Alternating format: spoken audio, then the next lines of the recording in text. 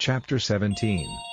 When Abram was 99 years old, the Lord came to him, and said, I am God, ruler of all. Go in my ways and be upright in all things, and I will make an agreement between you and me, and your offspring will be greatly increased. And Abram went down on his face on the earth, and the Lord God went on talking with him, and said, As for me, my agreement is made with you, and you will be the father of nations without end.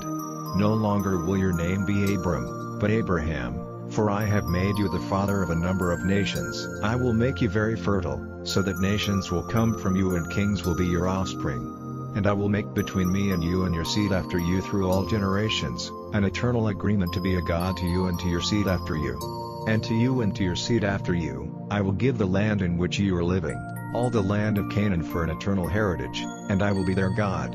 And God said to Abraham, On your side, you are to keep the agreement, you and your seed after you through all generations. And this is the agreement which you were to keep with me, you and your seed after you. Every male among you is to undergo circumcision.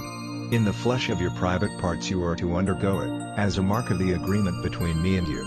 Every male among you, from one generation to another, is to undergo circumcision when he is 8 days old, with every servant whose birth takes place in your house, or for whom you gave money to someone of another country, and not of your seed. He who comes to birth in your house and he who is made yours for a price, all are to undergo circumcision, so that my agreement may be marked in your flesh, an agreement for all time.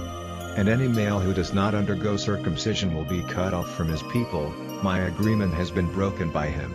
And God said, As for Sarai, your wife, from now her name will be not Sarai, but Sarah. And I will give her a blessing so that you will have a son by her, truly my blessing will be on her, and she will be the mother of nations, kings of peoples will be her offspring. Then Abraham went down on his face, and laughing, said in his heart, May a man 100 years old have a child? Will Sarah, at 90 years old, give birth? And Abraham said to God, If only Ishmael's life might be your care. And God said, Not so, but Sarah, your wife, will have a son, and you will give him the name Isaac, and I will make my agreement with him forever and with his seed after him. As for Ishmael, I have given ear to your prayer, truly I have given him my blessing and I will make him fertile and give him great increase. He will be the father of 12 chiefs, and I will make him a great nation.